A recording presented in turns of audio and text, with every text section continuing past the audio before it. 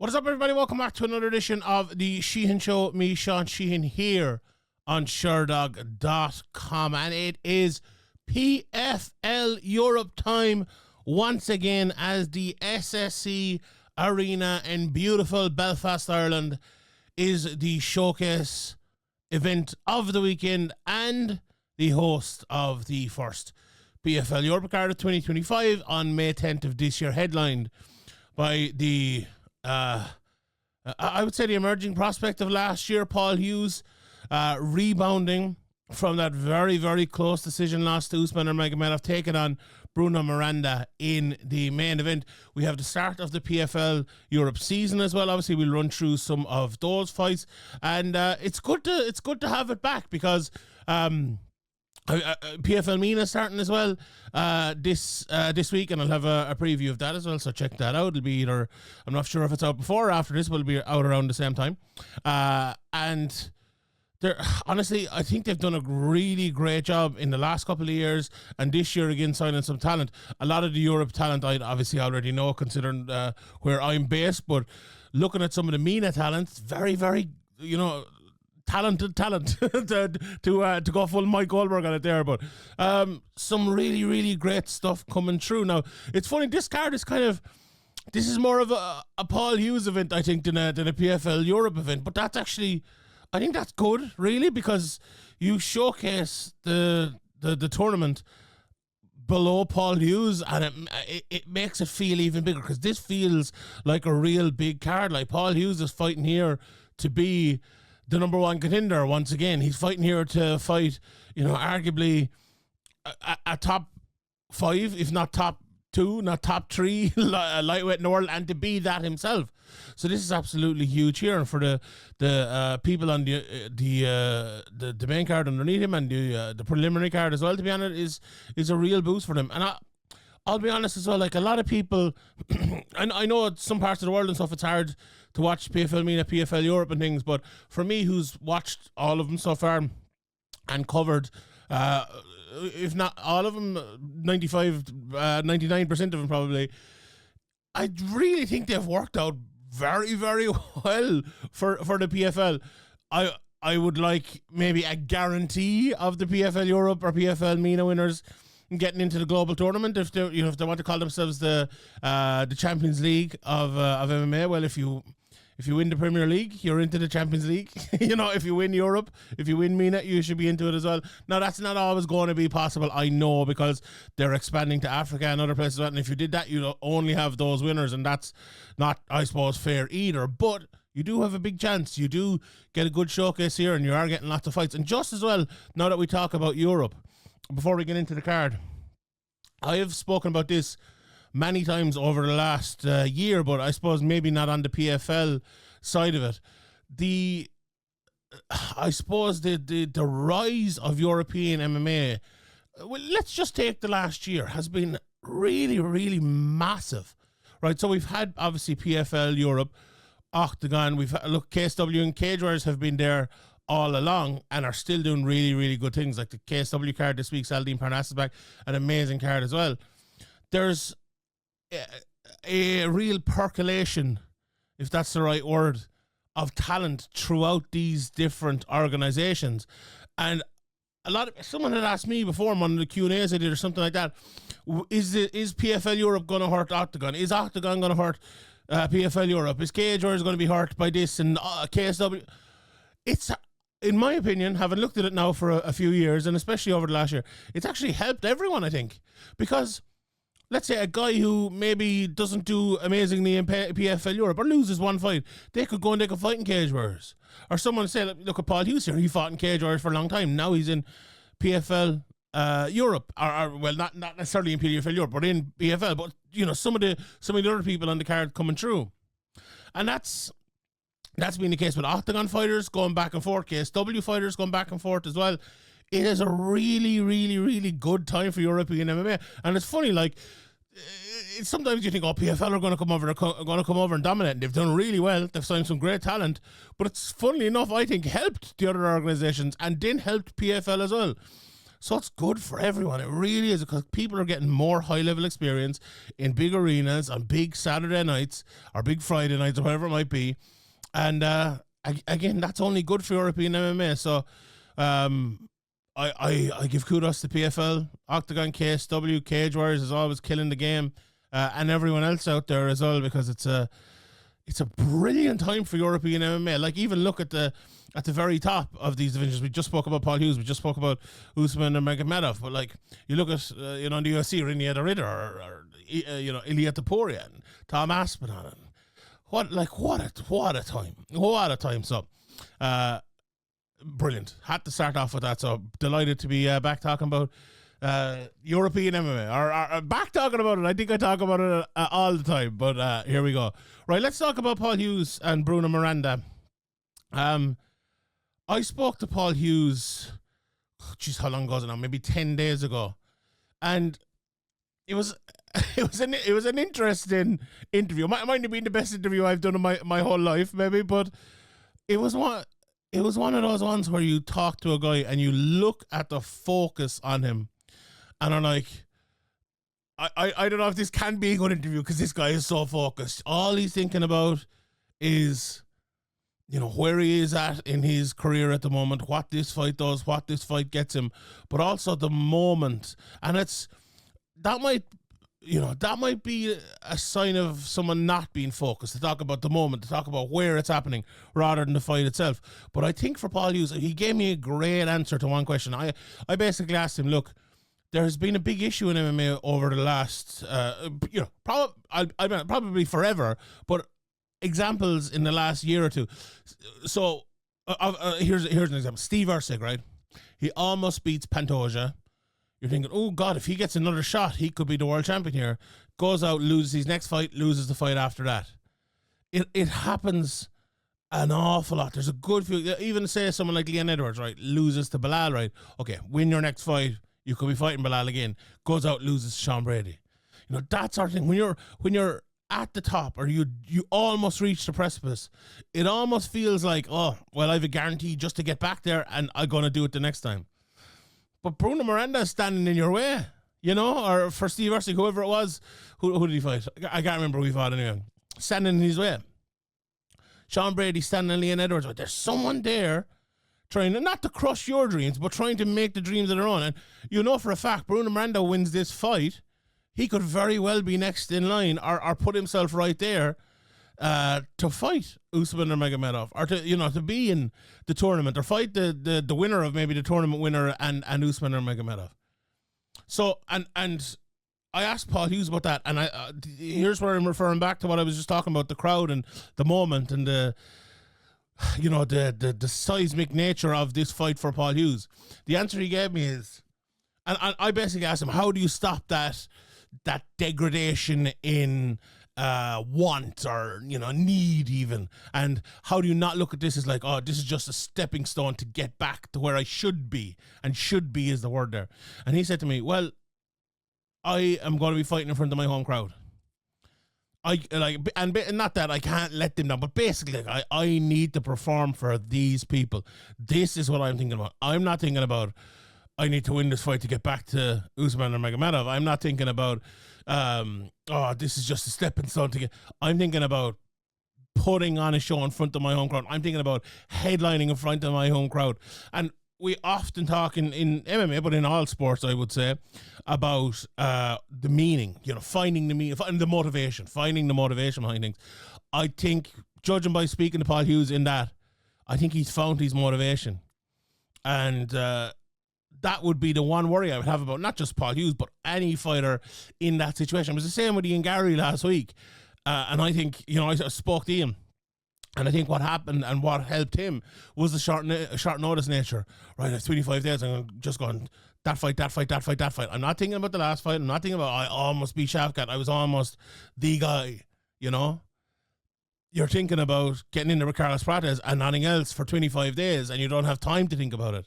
And I think for Paul Hughes, what he's thinking about is the crowd and performing for them. And he's going to need to, because Bruno Miranda is a good fight. Like, when I saw this fight was made, I was like, first of all, I think it should have been a rematch, but I understand, Usman Usman wasn't going to be ready in time for this.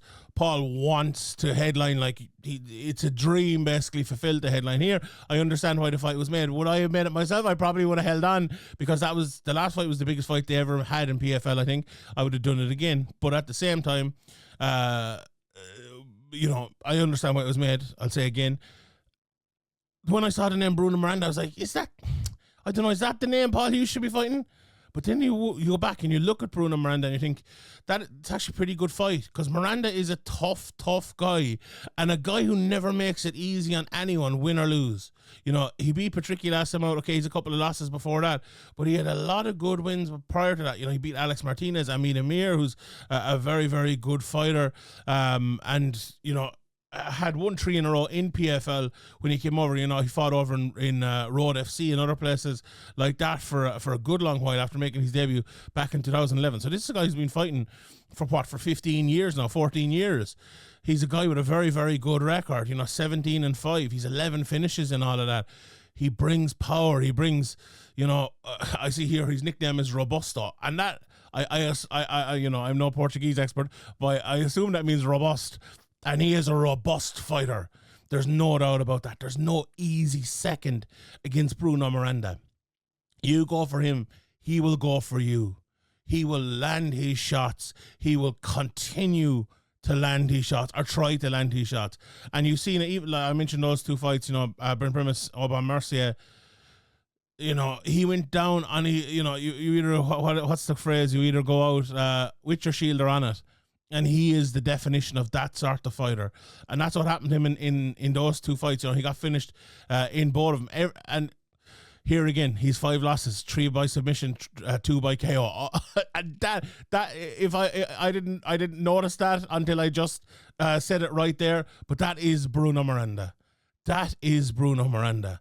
He is one of those guys. He will just go for it and go for it and go for it. And you know, if you're Paul Hughes, who is a very well-rounded guy, who is high intensity, high output, high everything, you have to be very careful against Bruno Miranda, because if you go and go and go, he will match that and go and go and go himself and try to land those big shots on you.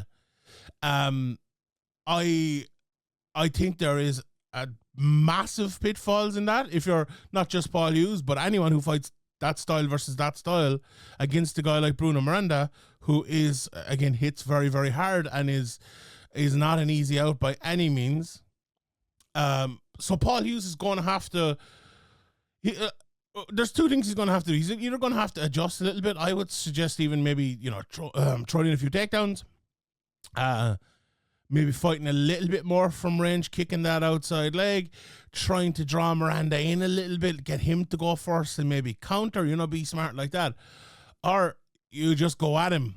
And I think what Paul Hughes has here, and I think the big advantage Paul Hughes has, in my opinion, is speed. You know, Miranda might hit just as hard or a tad harder even, but I think Paul is going to be the faster. You need to get those combinations going. You need to make Miranda pay, and most of all, you need to make Miranda miss. Because if you're not, look, it might sound simplistic here, but if you're not making Miranda miss, you're getting hit, and you don't want to be getting hit by him. So I think that is the key. Real key here for Paul Hughes. Be careful and be fast. Whether it's attacking and being careful and being fast and making him miss, or being, you know, more picky with your shots. And when I say more picky with your shot, I mean literally picking your shots a little bit better and making Miranda pay that way. It has to be a real good game plan here from Paul Hughes, and it has to be executed really, really well. You know, he spoke about that fight, was it the Bobby King fight? And it was a Bobby King fight indeed. You know, he took a few shots now, and it wasn't the best performance of his career. And then he comes back against AJ McKee. He looks absolutely unbelievable. And again, against Usman Magomed, obviously, really, really close fight there. Look, if he puts on a performance like he did in the last 2, he'll win this fight. There's no doubt about it. Paul Hughes is such a talented guy. But again, Bruno Miranda is no joke, and will be there and will be bringing it. So really looking forward to that main event. I think it should be blockbuster. It should be really, really good. The co-main event, I'm not sure. I'm not sure. I'm as excited about it. We've Alan Philpott against Lewis McGrillen-Evans, and look, it's my job to come here and come on and tell you the truth. This is why I get paid to sit here and do this. I don't think this is a fight that probably should be being made. You have a guy in Lewis McGrillen-Evans at bantamweight who is 10-1, 24 years of age, who beat Aleksandrs in his last fight, beat Dean Garnett before that, has looked absolutely unbelievable. You know, his only loss is to Wesley Maya, really talented guy who's been around a lot. You know, against an Alan Philpott at 32 years of age, who has a lot of wear and tear on him, who has taken a lot of losses over the last few years. You know, he's got a couple of wins as well. I know he's out in Australia now, and he's improved. I always have a soft spot for Alan. I think, you know, he's a guy who probably didn't reach his potential, but a really talented guy for a long, long time. But, you know, he lost 4 fights in a row in between 23 and 2020. He's obviously here on this card because he is from Ulster, and he's, you know, a hometown favourite, obviously bringing him over from Australia and all for that. But I think Lewis McGrillen-Evans is going to win this one and win it, you know, by 30 type of thing. I think it's going to be real trouble if McGrillen-Evans takes Philpott to the ground. I think Philpott's a very, very good striker, and he can knock anyone out.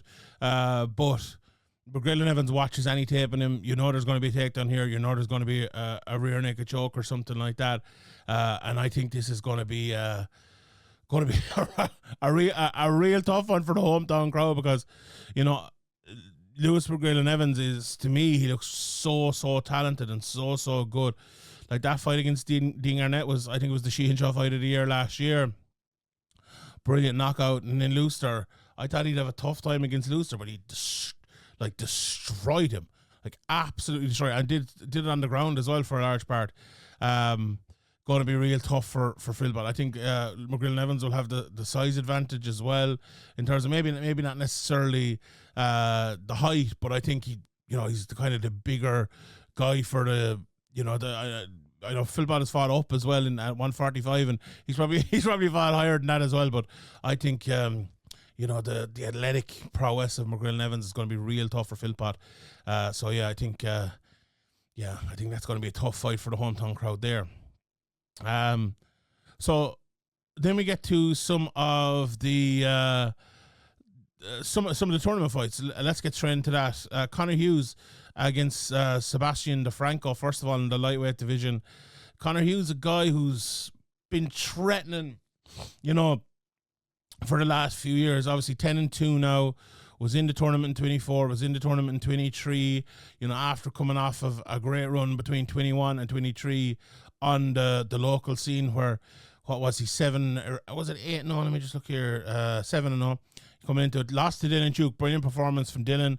Then went on a 3-in-a-row streak and looks so good. Like, I think he put a lot of the wrestling together after that Dylan Duke fight. We know he's good standing up, obviously training over in Liverpool as well. Ended up losing to Chizovs in the 4th round. It was a tough one. That was in December last year in the finale. Chizovs is just so good, Japan Chizovs, but he was winning that fight. And I think I don't know, was it the 5 rounds? Was it the pace? Was it the moment? But he has a big opportunity to get back in there, and he's fighting Sebastien Franco, who is making his PFL debut. He was fighting over in the LFL. He's lost a couple of his recent fights. Submissions are the issue for him, and I think Paul Hughes, you know, there wasn't a whole bunch of tape on the Franco, but, you know, those couple of losses both being by via submission. One of them obviously very recently. Another one was a little bit of a ways back. But look, he's a well-rounded fighter. Again, big and tall for the division. He's going to have a big size advantage over Paul Hughes, which is unusual for Paul Hughes. He's usually, even at 5'7", you know, not the tallest guy in the world, but he's usually kind of he fights long as well as Paul Hughes, and he's usually sized well. But that's going to be an issue for him here. I think he's going to have to be, I think Conor Hughes should win this fight, but I think he's going to have to be very, very switched on. And when Conor Hughes is switched on, there's very few people at this level I think can beat him. So I think he will get through that one. But again, an interesting fight against the Franco. The standout fight for me maybe on this card, on the undercard, is Mark Ewen against Aleksandrs Chizovs. Watched a good bit of Chizovs now. He's 10-3. Lost his last two. Daniel Scatizzi put on a great display against him, and Akon Duke as well last year, in 23. But he had a very good win against Omar Hussein in PFL before that, and obviously he'd only lost one of his first 10 fights before that. Again, a well-rounded guy, a guy who can really make you pay. There's 10 fights, 9 finishes in there. Good at pushing you against the cage, landing a few elbows inside. But he's fighting Mark Ewen here, and Mark Ewen at 6-1, again, all 6 via finish. I was not stunned that Claudio Pacella beat him, because Pacella's a very, very good fighter, and we'll hear more about him, obviously, as we go today. But he bounced back, and he got a good win with a Bravo choke next time out. But watching him, he obviously fought in the in Dublin here, and I was at the fight against Noah Gagnon, and it's so impressed by him. This guy's fighting out of the higher level MMA gym over in Scotland. Such a good athlete, such a good wrestler, fast striker. I was honestly, Mark Ewen was the type of guy, when I saw him fight a couple of times, that I'm like, this guy is going to be not just 7-0, 8-0, 9-0, 10-0. This guy is going to be 15-0 and beat everyone. But sometimes losing at that stage of your career isn't the worst thing in the world. And I think what doesn't kill you makes you stronger, or should. He'll either bounce back here. I know he bounced back and won already, but with all the respect to Yasin Shatu, I think this is a big step up again against Chizovs, a similar type, obviously, to Claudio Pacella in terms of what he's done over the last few years, the level he's been fighting at over the last few years. If Mark Ewen can win this fight, I think it's almost that step again, and not that he has anything to prove. Well, he has plenty to prove at 6-1, but you know what I mean. He can prove that he can fight at this level, meaning he can go on to the top of this level, and then go on to maybe the world level after that as well. Again, I've said the phrase a few times, it's a big fight.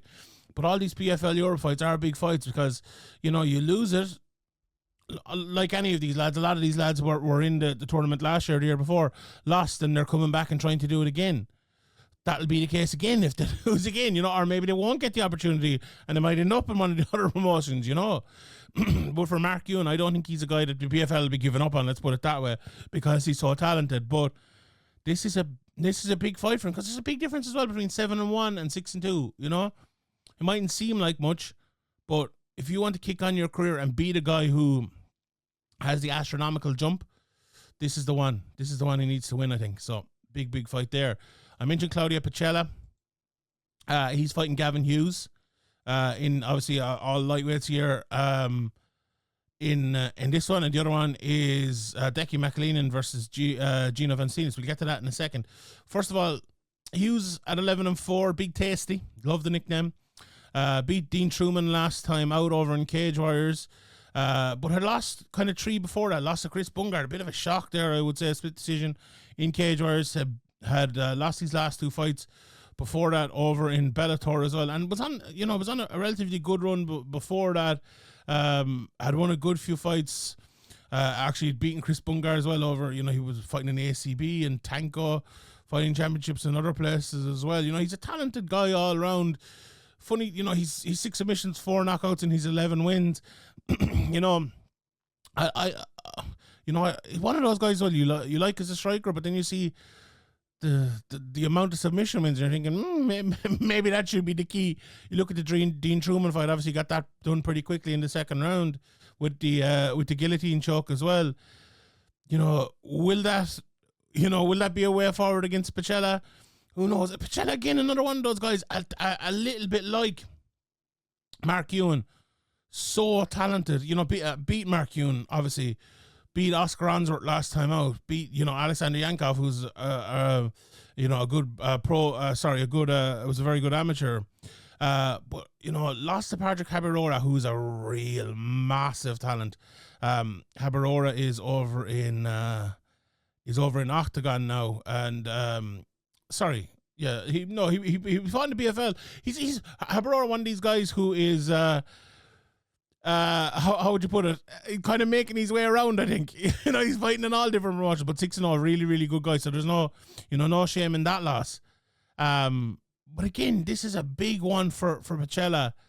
Very good on the feet, good knockout artist. We know the Italian crowd. There'll probably be a few Italians at this. They always travel. Plus, I guarantee you the PFL will be looking at going to Italy at some stage. And this is the type of guy they want. I'd be interested to see who is the favourite in this one. Gavin Hughes obviously has the experience, but that win over Mark Ewen, that win over Aleksandrs, were hard to ignore them, and the style in which he did him as well. Two good decisions. He didn't catch him in a lucky submission or land one punch or something like that. He beat him over 3 rounds, and he's a dangerous guy. Probably Pacella is probably the pick in that, even though the record maybe doesn't hold up, but the guys he's beaten have been very, very good. And then the Gino Van Steenis against Decky McGrillen fight, the last of the tournament fights on this. Big opportunity for Decky McGrillen, and another guy who is in that side of Ireland, up the northeast, training out of Team Torres. It's a very good gym. People probably might know Andrew McGahan, who's a former colleague of mine, and a really good black belt as well, training out of that gym. Decky had a tough time there for a while, losing a couple of fights to Bia Cirilla and Steve McIntosh, but came back and won 2 in a row over in Cage Warriors, and got the opportunity, obviously, to fight in the PFL, and took it with both hands. He was on very close to fighting for the Cage Warriors title at one stage, and after that Adam Vinter win, and drew with Kieran Lister. A brilliant fight that one was, back in 2021. He just hasn't fought that much since then. He fought one more time in 2021, once in 22, once in 23, once in 24. I think this could really benefit Decky. He's the type of guy, I think, who could really do with 2, 3, 4 fights in a year. But he's gone in here against Gino Van Steenis. You probably know the Van Steenis name. He's a brother of Costello Van Steenis, and again, a well-rounded guy, good wrestler like his brother, and a good striker as well. Very, very good record. Hasn't been in there with the guys of the ability of Decky McGrillen. I remember watching Gino before his KSW fight. I remember previewing that card and thinking, okay, this guy is really good, really talented. He went in there, he lost that fight, though, to Hugo Du, who's not, he's a good fighter, but not the best fighter in the world from memory. Now it's this time last year since that fight happened, or even further back. But again, a talented guy, but beatable. I think Decky here. Look, Decky. It's funny. I remember once calling Decky a grappler, and he was giving out to me, not necessarily to me, but he said, "I'm a striker." I think he's both. I think he can do both. The problem with Decky, I think, sometimes is gets caught in the bottom too much and plays the submission game a little bit too much. I'd rather see Decky on top, playing the submission game on top. I think that'd be much better for him, or get the fight strike. And I think on the feet, this is a real fun fight. Van Steenis can very much fight on the feet, as can Decky. I'll be honest, I find it very hard to pick this. Van Steenis at 6'1" as well, Decky at 6'1". Again, very unusual for both of these guys to fight someone as big and tall as them at the weight. I'll throw a bit of Irish bias in there. I'll go on. I'll pick Decky for this one, but very, very close fight. This is a toss of a coin type of fight. And we've some fun ones in on the undercard as well. Noam Weddy, a very, very interesting guy. I remember speaking to Noam, I don't know, about 5 years ago, and goes, "You'll be interviewing me one day. You'll be," one of those guys. He's going in there against Corey McLaughlin. Very, very interesting fight there. For Noam, the type of guy, and Corey's a good fighter as well, 0-1 in his career, but if Noam can win that fight, I think win 1 or 2 more this year, you could see him this time next year in PFL, in one of the PFLs. You never know which one he could be in. I know there's talks of PFL Africa as well coming up. He could be in that, but he could be in the PFL Europe or wherever over the next while. Hyder Khan against Sean McCormack. I'll tell you what, that's a fight. That is a real fight. Sean McCormack, has been, he's 3-2 now, but he's been around the scene for a while. Same could say about Hyder Khan, who's 9-1. He only lost to Mick Stanton. Went in there last year in the, he fought in the PFL Dubai series. Got a win. It was an arm injury, but he was doing well in that fight. Fighting in FCC over in the UK and winning a lot of fights there. McCormack fighting out of FAI, probably has been arguably the best gym in Ireland over the last 2 or 3 years. He's been in there. He lost to Oban Elliott, but went to a decision. I believe that was on short notice. I know Oban came up a couple of weight classes and stuff, but came back and has won a fight since then. Has win there against some good guys at amateur. Good fighter on the ground, can hit as well. A big step up here against the guy who is 9-1 and no joke. So that's definitely a fight to look out for there. Owen Sheridan, there's a lot of people talking up Owen Sheridan as the next big thing. At 2-0 now, coming out of SPG. First opportunity in the big show here, having fought on a couple of the... Sorry, he fought in the PFL show at the end of last year. He was 1-0 going into that after fighting on golden ticket. So big opportunity for Owen Sheridan. I know my colleagues over in the Owl Triangle covering him as an amateur were very, very excited about him. So fought in the IMAFs and things like that. And Malachi Edwards as well is... he's 4-1 in his career, and one of those names that you'd hear coming out of Manchester top team. Again, his first opportunity here in the PFL. He fought over in that Anthony Pettis fight night when it came to Manchester back in 23. He was undefeated as an amateur. Fought some good amateurs there as well. A guy who hits very hard, very clean knockout record. So that's a real top bout there. We have Jim Howell against Sammy Joe Luxton then, kind of, a bit of a showcase for both of them, 1-0 against 2-0, but a top level fight in to close out this preview. John Mitchell against Lorenzo Parente. Mitchell 10-2 against Parente, who is 4-0, but again brings a lot of hype in with him here at 4-0. Coming out of Scotland at higher level MMA gym again, won his opening fight by a very quick armbar in at September last year. 3 quick finishes before that. A lot of good wins as an amateur as well. This is a guy who fought 20, 25 times an amateur, something like that. A lot of amateur fights and won a lot of them as well. Fought on the the English Four Nations. I think I'm just looking here. He fought 3 times in one day and finished all of those fights. That's the start of fighter he is. John Mitchell 10-2 out of Cork. Has been training obviously over in the Middle East for a good while now. He's only lost in the last while. He's been to Jacob Kazuba. We talked about him earlier on, how good he is. Beat Sahul Tahiri last time out, who we'll see in PFL MENA as well this year. Really good win that was. And John is the type of guy, he's fighting against Parente, who is obviously, a lot of finishes. John, 3 knockouts and 1 submission, but good on the ground as well. John's the type of guy... He comes out sometimes and you think, oh, this guy's a wrestler, he's going to try to submit me. He comes out in the next fight, this guy's a striker, he's trying to knock me out. And that's good. There's nothing at all wrong with that. So I'm really looking forward to seeing how John performs here.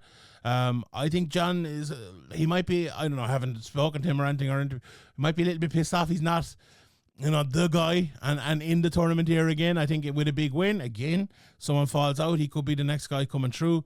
And I think he probably will get the win here. So a big opportunity for John Mitchell there. But that is it. Very good card coming up this weekend in Belfast. I'm sure everyone will be tuning in as will I, and I will bring you coverage after it as well. So we will leave it there. Thank you very much to everybody for tuning in. My name is Sean Sheehan for Sherdog.com, and I'll see you all next time.